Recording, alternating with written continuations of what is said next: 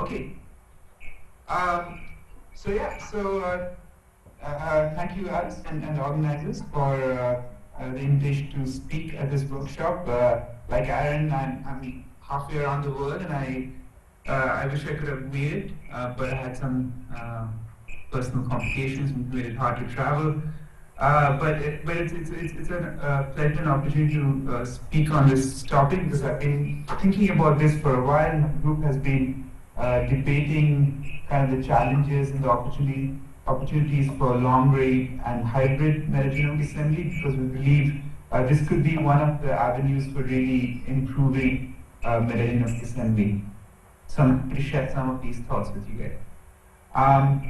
So before we move on, I guess the first thing we'll think about is what are the limitations of metagenomic assembly, and especially with second generation sequencing data for even moderate complexity communities. Typically what we have observed is you take the whole assembly and compute an N50, you get something in the range of tens of kilobase pairs. And what this lets you do is to work with a bag of genes or a bag of operons in terms of downstream analysis. And there's a lot of things that you miss from something like this. And primarily, I think the fact that you can't understand kind of whole species metabolic output and thus characterize microbial interactions at a species level resolution. I think that's a big issue for many downstream studies.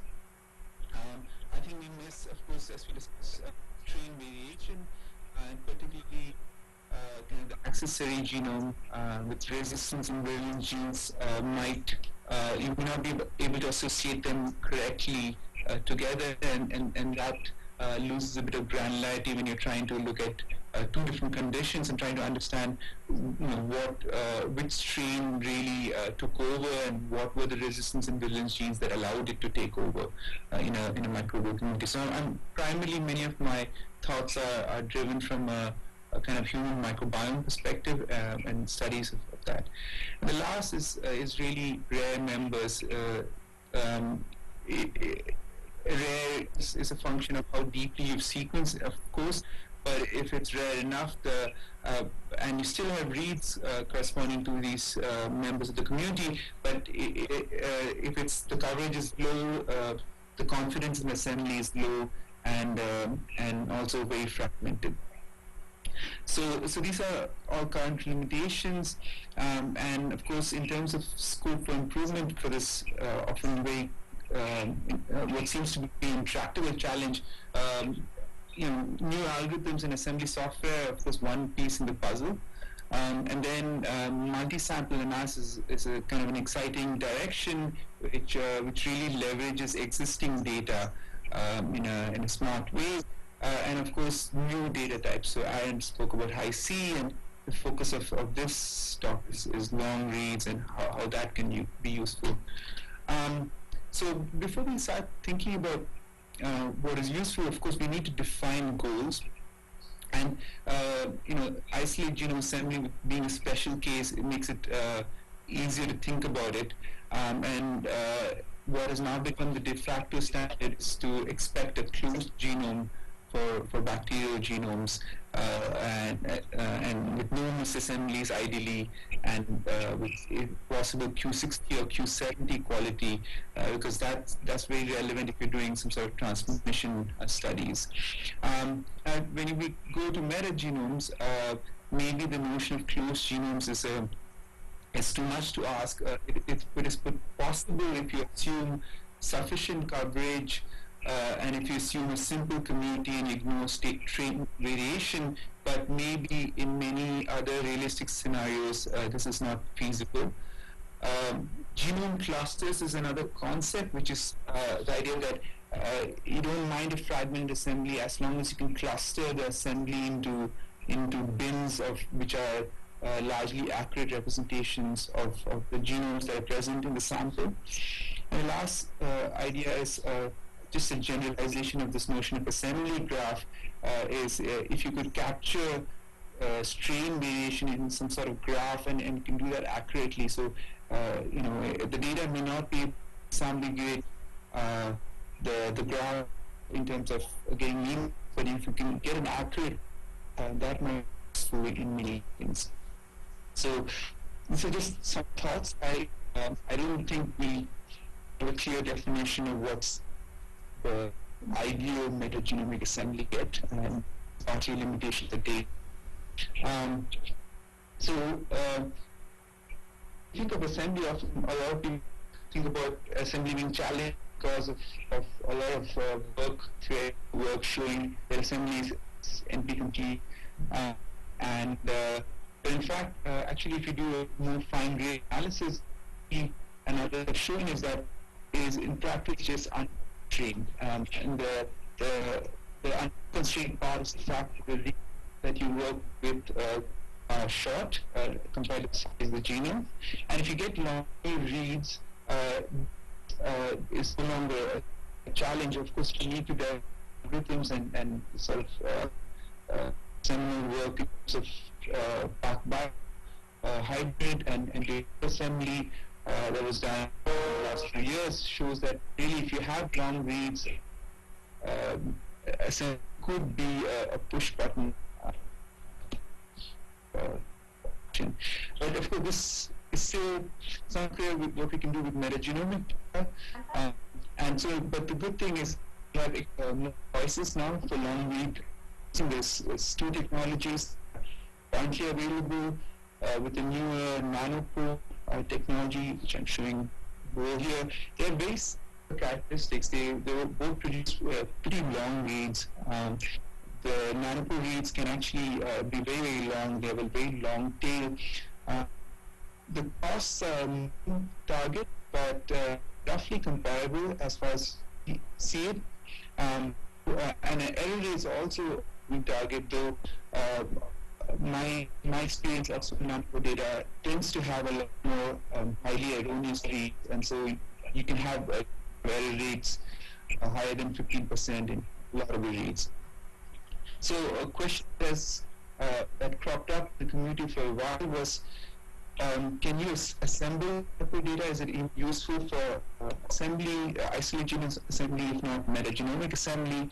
And this was kind of answered anecdotally in a recent publication, but even most with a benchmarking publication, where they showed that for a range of assemblers, and some of these assemblers, Falcon and PPCR, are not even for NanoPro read, a range of assemblers can actually produce good assemblies with NanoPro data. And so what you do here is the number of ticks in blue. And as you can see, the numbers are quite low. The N50s are essentially two-length genome, so this is E. coli with 340x age. And the issue here really being the error rate, the assembly compared to the reference, error rate somewhere between 1% and 11% in the case of it just keeps the raw data, so it doesn't actually polish the assembly. If you increase the coverage, you can improve assembly even further, but it doesn't drop the error. The accuracy does not improve dramatically, so the error still stays around 1%. So this is a limitation of just long, especially nano data. You need a lot more coverage to get really accurate genome at the base level. So the rationale for hybrid assembly really is, we want to explain the good characteristics of both second generation and third technologies. In terms of rate and cost, the initial technologies are an advantage. There's a 100x difference in error rate, and there's a 10 difference roughly in terms of cost. And in terms of course, there's a 100x difference in favor of the third generation technologies. And potentially they might have lower sequencing biases, though this is not the case for NanoPro, which has a kind of sequence biases in terms of error. And the trade-offs, what this lets you do is really think about which people of the metagenomic pie you want to focus on. So if you want to focus on the dominant species, presumably, if you have enough long-read data, it can be directly assembled, and therefore will provide more accurate and contiguous assemblies. But if you are interested in strain variation, you might lose that, or you may not accurately represent that. And so some combination of short plus long reads might be relevant even in this setting. But if you're interested in rare species, then the long reads are likely to be too sparsely distributed for a de novo assembly. You probably want to use the short read data to get at least base pair level accurate assemblies which are somewhat fragmented, and then maybe potentially the long reads could help scaffold the short read assemblies here. So there is a synergy between these two technologies, and the trade-offs can be complex and depend on the questions you want to ask.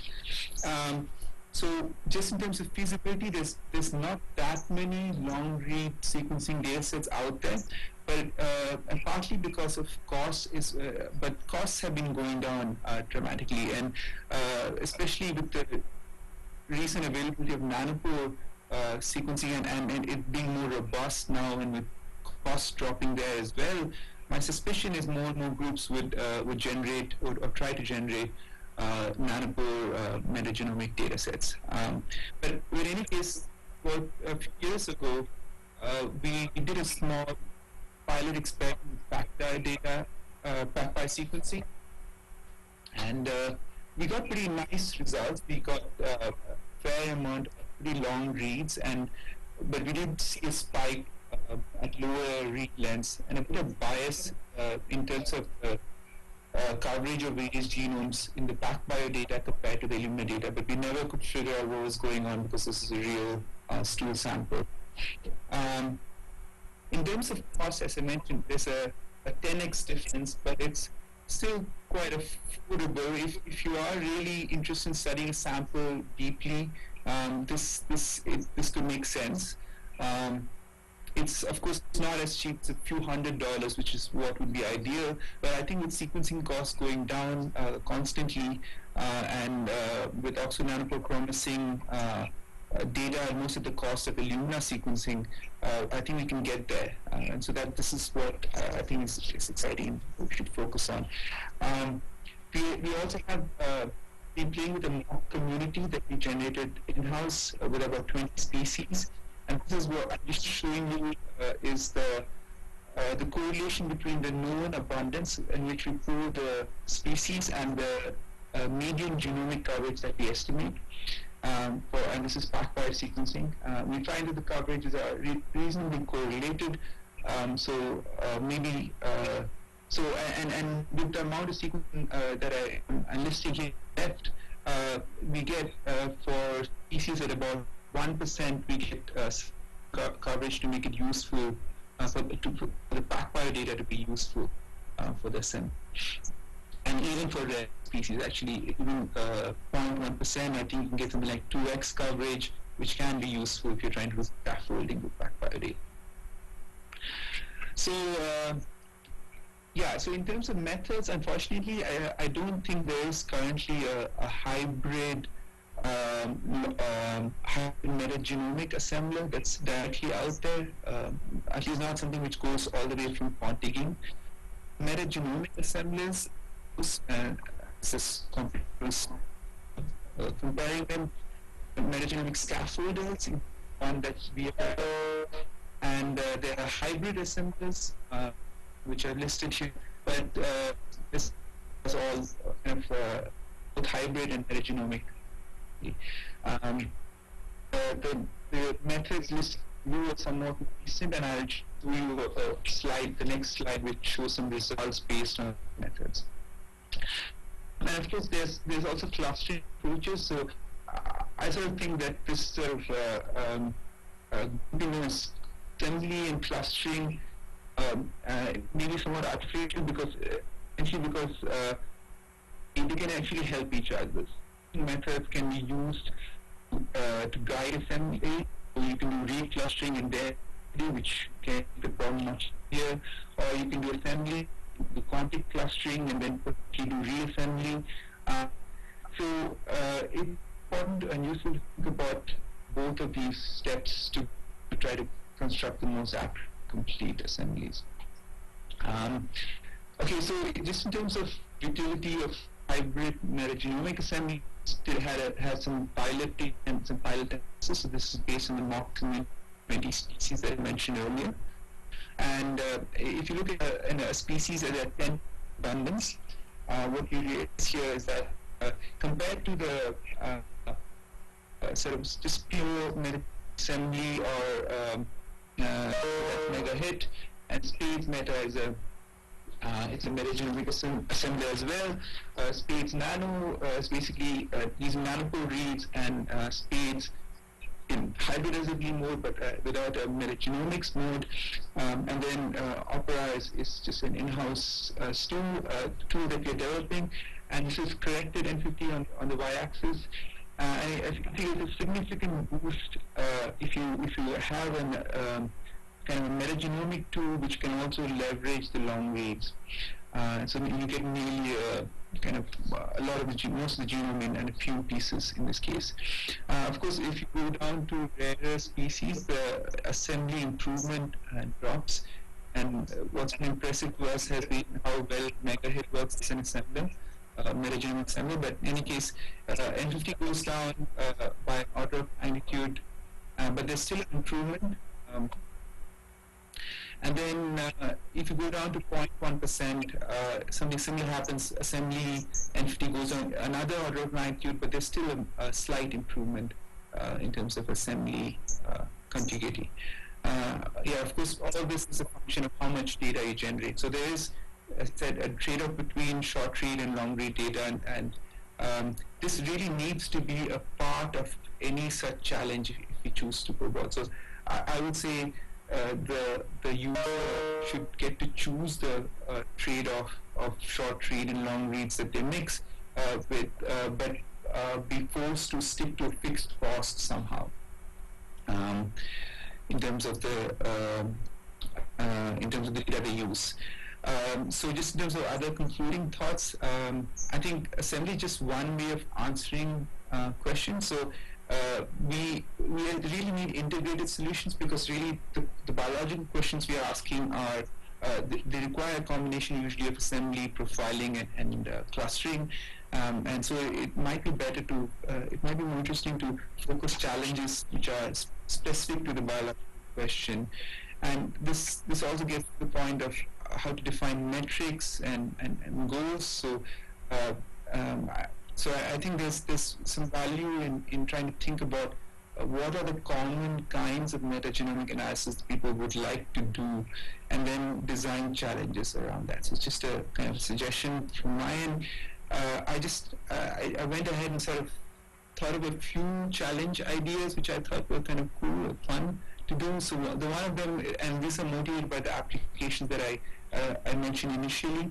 So the first is to understand microbial interactions in a community based on the metabolic output, and for that, ideally, it would be something like with fixed sequencing cost, I want the most complete genome clusters. I don't really necessarily want assemblies which are complete genomes, but I want complete genome clusters which are as accurate as possible, and I want to capture as much of the most abundant species in the community as possible. I don't know if 95% is actually feasible. I think we just did some analysis, and for the human microbiome, I think maybe something like human gut microbiome, something like 85% can be captured with species with abundance about 0.5% and more. So that's roughly, I think that's more feasible maybe. The second one would be something along the lines of strain diversity or capturing strain diversity. And then the goal might be to capture an accurate strain variation graph. And just to make it interesting, look for a species at 1% abundance with X number of strains in it. And then the last one is kind of when you're interested in reconstructing genomes of rare, unknown species in your community, and that's more of an assembly challenge. And you can have an output trick in terms of how accurate and contiguous the assembly is, but I like corrected N50s, and let's directed and 58 KB makes for a very useful assembly stream. So yeah, so these are just ideas that I'm playing around with and wanted to propose. And so with that, I just thank Denny in the lab for assistance in these results, and Alice, the workshop organizers, for inviting me, and the funding. Yeah. So, yeah.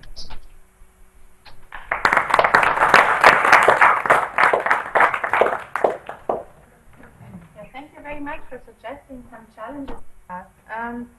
I think one thing that might help us to speak could be if you turn your video camera off. Sorry, just a moment. I don't think I heard the last part. You're saying turn video camera off or on? Off. If you turn off your video camera, then we can hear you better. Okay. All right, let me do that. Okay, maybe. Yeah, I really like the challenge ideas. So this reconstruction of what you call it, the genomes of the abundant community members. This is something that we can already look at in this challenge. So the question is, what is meant was accurate? Maybe something like in terms both considering both recall and precision, but for the more abundant community members, we could investigate that. And it's for many biologists an important question. Like they are interested in the metabolism of different member species, and they do usually focus on a few key species that are abundant or that vary a lot over time in a particular community. Can you go to your challenges slide so we could please? Sure. Let me see. Okay, I think you're still sharing my screen. I didn't realize that. Let's see. Okay, yeah. Here you go. That what you had in mind also? So the deconstruct genome bins with good precision and recall? Yeah, I guess, yeah, the precision recall is important. Of course, if the assembly is really fragmented, I would be worried about losing genes. I presume this has to be somehow defined in terms of capturing 95% of the genes accurately rather than assembly. But assembly is a part of the puzzle.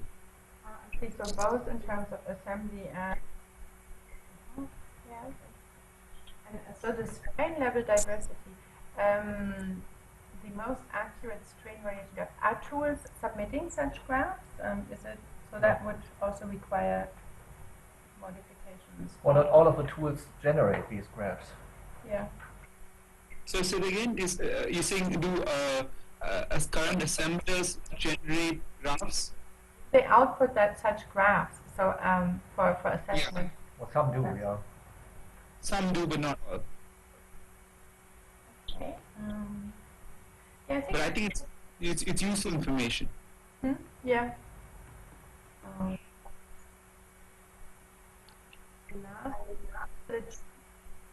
Unknown species.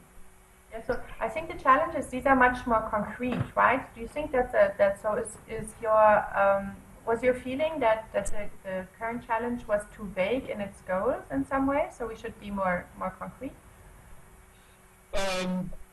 So I think my motivation was to say that maybe we should go from the application back. Of course, it's nice to have challenges which talk about kind of well-defined units of in terms of bioinformatics tools. So in that sense, this is how the current challenge is structured. But given the fact that especially assembly is such a it has so many different applications, it's really hard to define one metric of good assembly or useful assembly. At least from an assembly perspective, it's better to define different goals. And I somehow ended up having these challenge ideas, which are somewhat a hybrid of assembly and clustering and so on.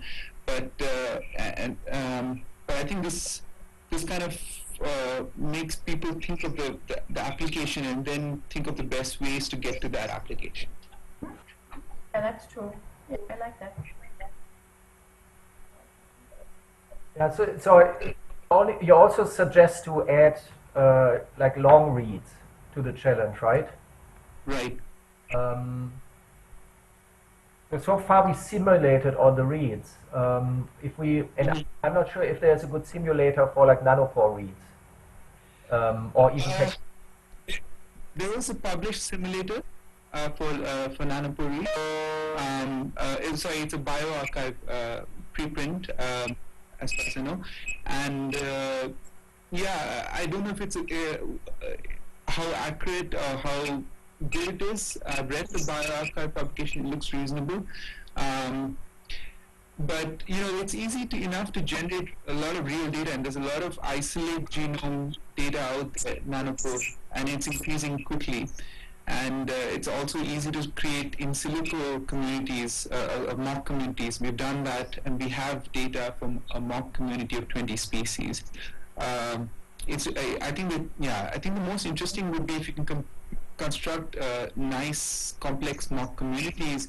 The sequencing part is not the hard part. Yeah, that's probably true. We thought of having mock communities also, like including them in the next challenge, not just simulated data, but like real sort of mock data. Right. Yeah. Well, there's two ways of doing that, right? You can just create a mock community and sequence it, or you just take real data for lots of species and pool them together in interesting ways.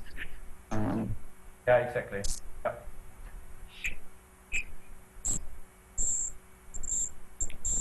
Yeah.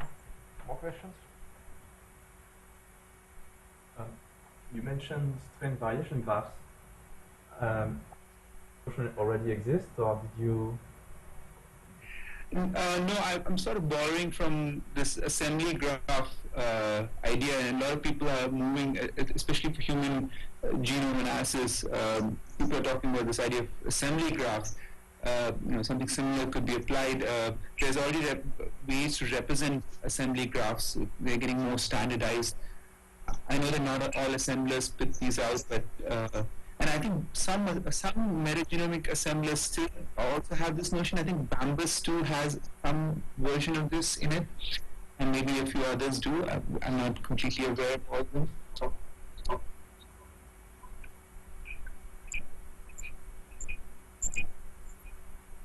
Yes. So thanks again. I think there's some interesting inputs, and we might get back to you. Of course, if you want to contribute something in terms of assessment codes, or that would also be very much appreciated, since you've done some work on evaluation. Yeah. So. Yeah. Oh, yes. I didn't want to interrupt you. No, I think I'm not hearing very clearly from your end, so I get a fragmented information. But in terms of evaluation tools, we haven't done much work. We have some metrics, but not necessarily kind of finished tools that we can share. But I'd be happy to discuss kind of metrics that we use in-house and that I think are interesting and meaningful. Very much again, and then. Thanks, Alice.